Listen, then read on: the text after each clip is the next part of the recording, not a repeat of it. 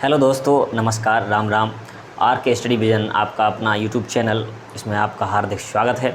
तो आज हम पढ़ने वाले हैं नरनष्ट समीकरण। तो नरनष्ट समीकरण की परिभाषा और इसका जो व्यंजक है इसको हम व्युत्पन्न करने वाले हैं और बिल्कुल आसान तरीके से एक एक लाइन आपको क्लियर होने वाली है।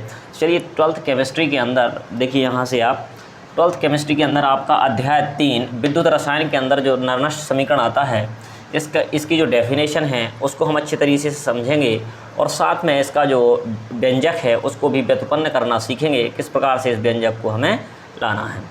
तो चलिए स्टार्ट करते हैं। देखिए, नरनष्ट समीकरण, तो सबसे पहले इसकी डेफिनेशन लिख लेते हैं। देखिए यहाँ से, विद्युत रासायनिक श्रेणी में दिए गए मानक इलेक्ट्रोड विभव मानक अवस्था के लिए जब विद्युत अपघट्य विलयन का सांद्रण 1 मोलर तथा ताप 298 केल्विन हो, परंतु विद्युत रासायनिक सेलों में विद्युत अपघट्य विलयन का सांद्रण हमेशा निश्चित नहीं होता तथा इलेक्ट्रोड विभव विद्युत अपघट्य के सांद्रण तथा ताप पर निर्भर करता है।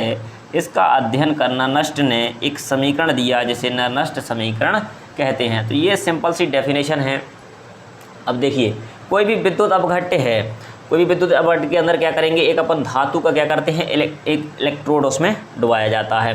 अब इलेक्ट्रोड डुबाएंगे तो उसमें क्या हो जाएगा, आवेश, यानी किसी भी पदार्थ को यदि हम विलयन में डुबाते हैं तो वो क्या होता है, आयनों में वियोजित हो जाता है पदार्थ। अब उसके बाद उसमें क्या है, चालकता का गुण आ जाता है। तो विभिन्न प्रकार के इलेक्ट्रोडों के लिए अगर उनका विद्युत विभव का मान यानी मानक अपचयन विभव या फिर इलेक्ट्रोड विभव का मान ज्ञात करना है तो उसके लिए हमें इस समीकरण की आवश्यकता पड़ती है। विभिन्न प्रकार के जो अगर हमें विद्युत विभव ज्ञात करना है तो नरनष्ट समीकरण की आवश्यकता उसके लिए आपको पड़ेगी।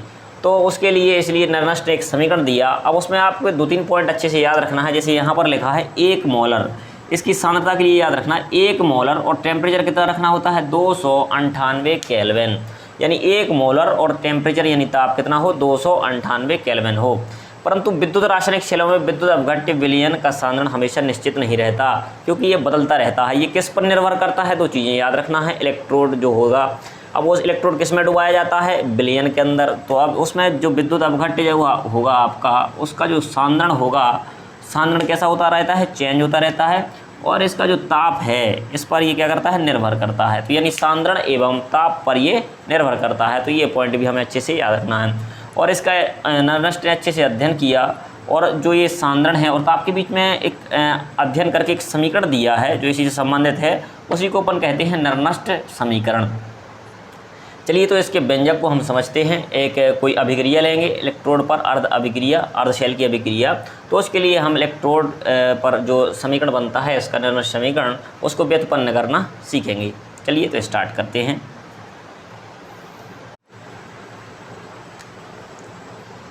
देखिए, तो अब इलेक्ट्रोड की एक अभिक्रिया लिख लेते हैं हम। यहाँ से एक अभिक्रिया लिख ली हमने, m plus N A Q plus N electron e की पावर माइनस और ms।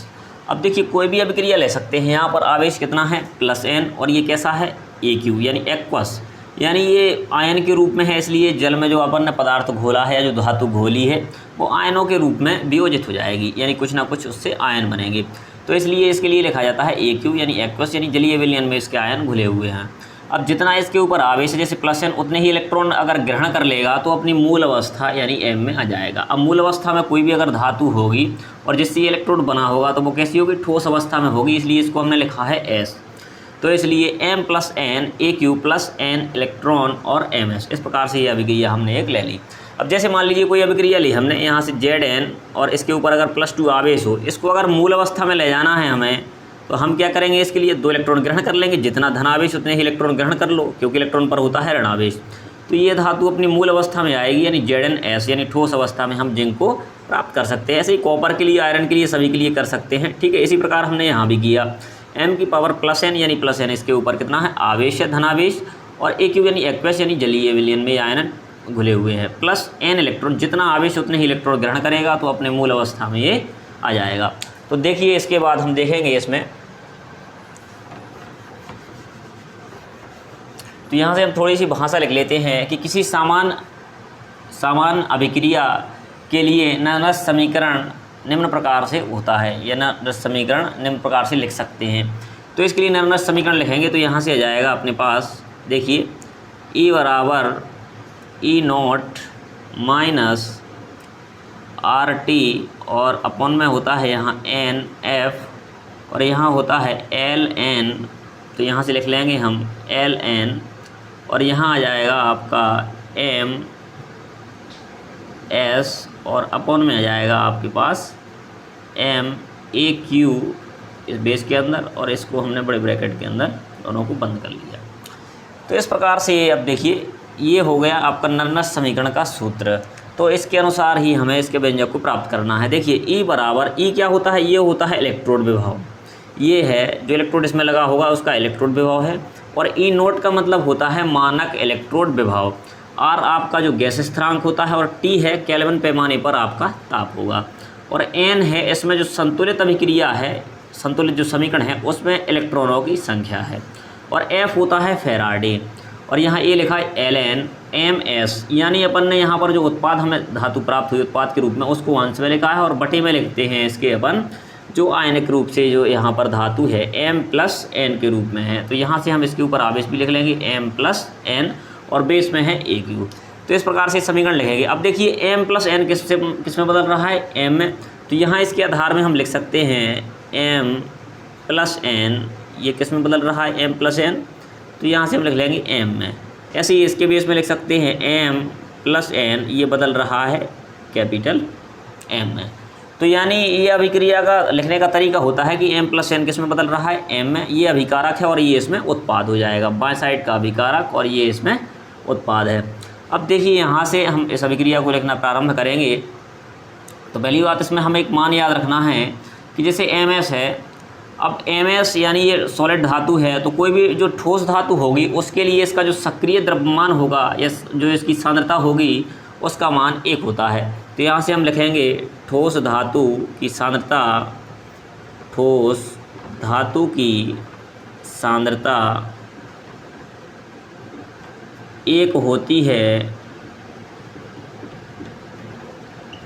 तो यानी ठोस धातु की सांद्रता 1 होगी, तो यहाँ से हम ms की वैल्यू 1 इसमें रख सकेंगे। तो अब हमें क्या करना है, ms की जगह पे 1 इसमें रख देना है। तो यहाँ से हम ms की वैल्यू इसमें 1 पुट कर देंगे। तो यहाँ से आ जाएगा आपके पास E बराबर E naught minus R T upon के अंदर है एन एफ और यहाँ से आ जाएगा एल एन। ms की वैल्यू हमने यहाँ पर 1 रख दी, अपॉन में बचेगा m plus N A Q और इस प्रकार से इस ब्रैकेट को हम बंद कर देंगे। अब देखिए यहाँ से आ गया L N 1 upon M plus N A Q. अब देखिए यहाँ m प्लस एन से m में परिवर्तित हो रहा है, तो बार बार हमें वही लिखना है। तो आप लोग लिखते जाइएगा, मैं यहाँ से नहीं लिखूँगा, एक ही लिखना है, ठीक है, कॉपी करते जाना आप लोग बारी बारी से, वैसे ही लिखना है, कुछ अलग से नहीं लिखना है। तो देखिए इस प्रकार से हम यहाँ से अब एल को यदि हमें बदलना है आधार 10 में, तो एक मान याद रखना पड़ेगा आपको। इसका मान होता है यदि हम ln e यानी आधार e से आधार 10 में बदलते हैं तो हमें कितने का गुणा करना पड़ेगा, यहाँ से 2.303 इस संख्या का गुणा करना पड़ता है अगर आधार e से आधार 10 में हमें लॉग को बदलना है। तो यहाँ से अगर आधार e है तो इसको हमें 10 आधार में बदलना है, तो हम गुणा कर देंगे 2.303 का। तो यहाँ से आ जाएगा आपके पास e बराबर E naught minus 2.303 R T upon के अंदर हो जाएगा एन एफ। तो देखिए यहाँ से हमने एक वैल्यू पुट कर दी, एल एन को किस में बदल लिया, log 10 में। तो यहाँ से लिखेंगे log 10 और यहाँ से आ जाएगा 1/m प्लस n, ये हमें वैसे ही लिखना है। और ए क्यू शुरू से अंत तक वैसे ही रहेगा, ठीक है, तो आप लोग वैसे ही लिखते जाना।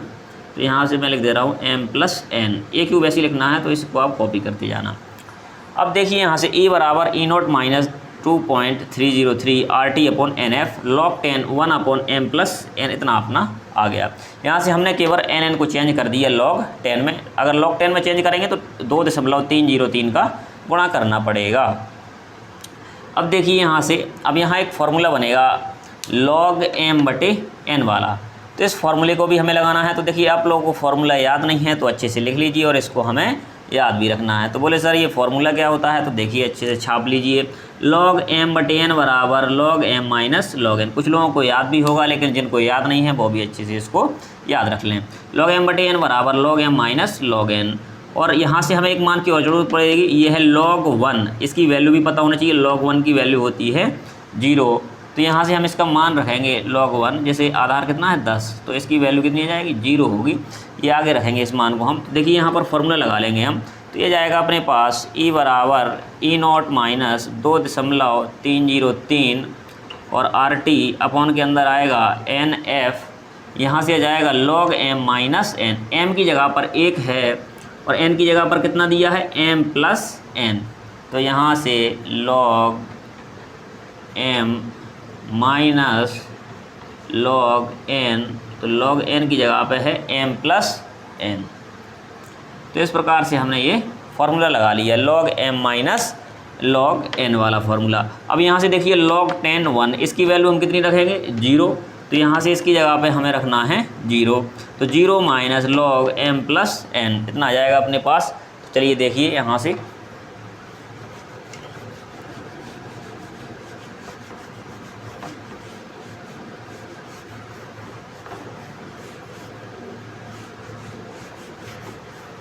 ठीक है। तो इस वैल्यू को हमें पुट करना है, तो देखिए log 1 की वैल्यू यहाँ पर पुट कर देंगे। यहाँ से आ जाएगा E बराबर E0 माइनस 2.303 RT अपॉन के अंदर आएगा NF। log 1 की वैल्यू आ जाएगी आपके पास 0 माइनस, और यहाँ बचेगा आपके पास log 10 m प्लस n, तो इसको हम वैसे ही लिख लेंगे, तो m की पावर प्लस n, इसके ऊपर आवेश है। तो ये आ गया आपके यहाँ।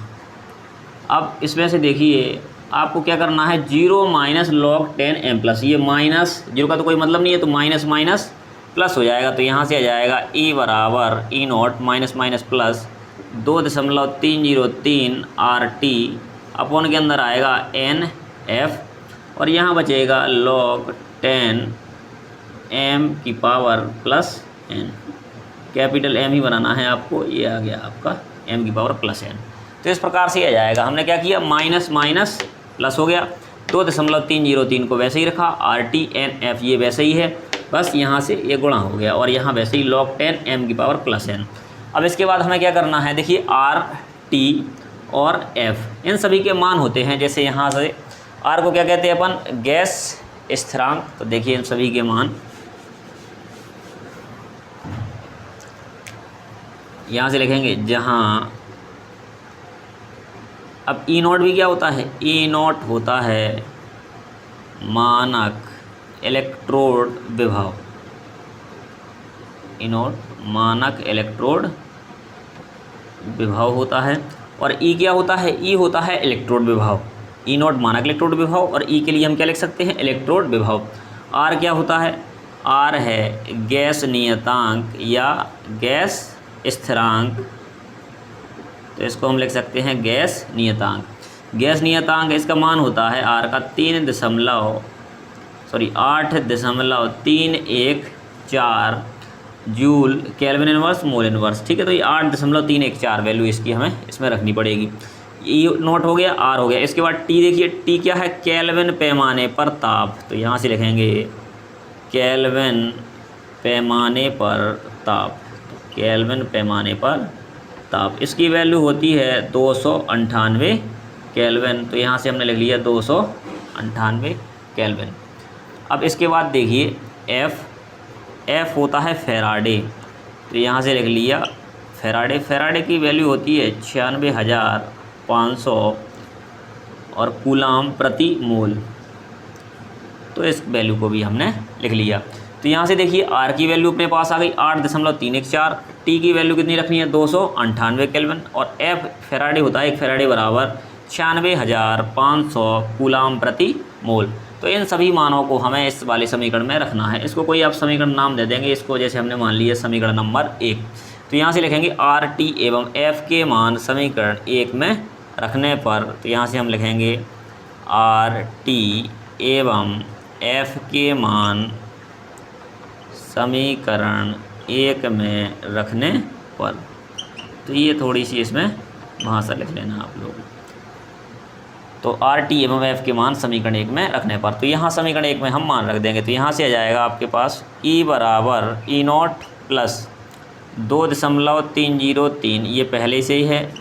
आर की वैल्यू यहाँ से रखेंगे 8.314। टी की वैल्यू 298 केल्विन। अपॉन के अंदर यहाँ से देखिए एन क्या होता है। एन जो समीकरण होता है, जो ये वाला अपना संतुलित समीकरण, उसमें जो इलेक्ट्रॉन होते हैं उन इलेक्ट्रॉनों की संख्या को बोलते हैं एन। अपन इसमें 2.303 ये सब मान रख दिए। यहाँ से एन इंटू एफ़ का मान है 96,500, यानी ये एफ़ का मान भी रख दिया हमने। और यहाँ पर है log 10 और m प्लस n, ये हमने वैसे ही लिख दिया। अगर स्मॉल n के लिए लिखना है तो आप लोग लिख सकते हैं स्मॉल n बराबर होता है संतुलित समीकरण में इलेक्ट्रॉनों की संख्या। संतुलित समीकरण में इलेक्ट्रॉनों की संख्या होती है ये, तो इनके लिए लिख सकते हैं इलेक्ट्रॉनों की संख्या।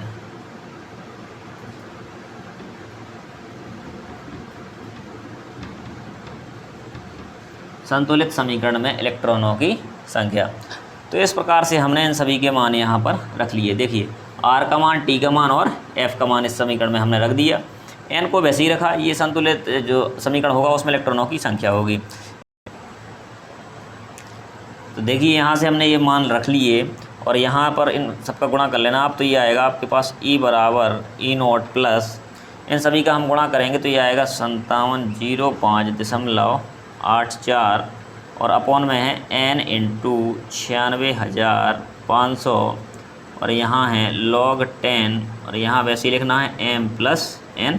ए क्यू बेस में होता है तो शुरू से अंत तक वही लिखना है हमको। तो इस प्रकार से आपके पास 5705.84 और यहाँ 96,500 है तो इसका भाग लगाएंगे तो इसमें भी एक क्या आएगी, संख्या आ जाएगी। तो यहाँ से आप लोग इसमें भाग लगा लेना और इसको आप लोग नोट कर लेना। तो चलिए इसके बाद देखते हैं आगे।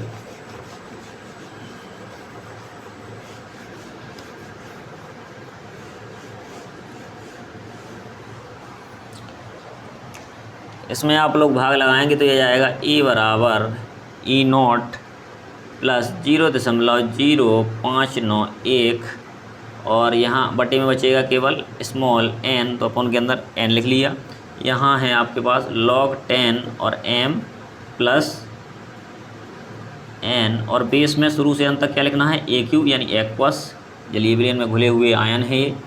और E के लिए हम क्या लिख सकते हैं, m प्लस n किस में बदल रहा है, m में। ऐसे ही इसके लिए लिखना है E0 के लिए m प्लस n ये बदल रहा है m में।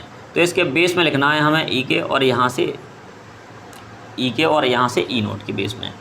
ठीक है। तो इस प्रकार से आपका जो समीकरण आ गया यही होता है नरनस्ट समीकरण, जिसका निर्माण नरनस्ट ने किया, इसलिए इसको नरनस्ट समीकरण नाम से जाना जाता है। E इलेक्ट्रोड है और E0 क्या होता है, मानक इलेक्ट्रोड विभव, और ये एक संख्यात्मक मान है 0.0 निश्चित मान अपॉन में n। जो संतुलित समीकरण होता है उसमें इलेक्ट्रॉनों की संख्या को हम स्मॉल n बोलते हैं। m प्लस n क्या है, जो आयन मुक्त होंगे इलेक्ट्रोड के द्वारा उनको बोला जाता है, जो भी इलेक्ट्रोड लिया जाएगा इसमें।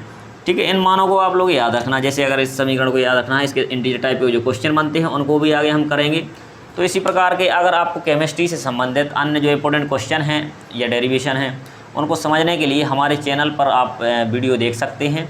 और इसके जितने भी इंपॉर्टेंट क्वेश्चन आपके फिजिक्स, केमिस्ट्री, मैथ के अंदर आएंगे उन सभी को कंप्लीट करवाया जाएगा, जो पेपर की दृष्टि से इंपॉर्टेंट क्वेश्चन होंगे। ठीक है। तो इस प्रकार से आप नरनस्ट समीकरण कर सकते हैं। इसकी सबसे पहले परिभाषा लिखेंगे और इस प्रकार से इसका व्यंजक कर सकते हैं।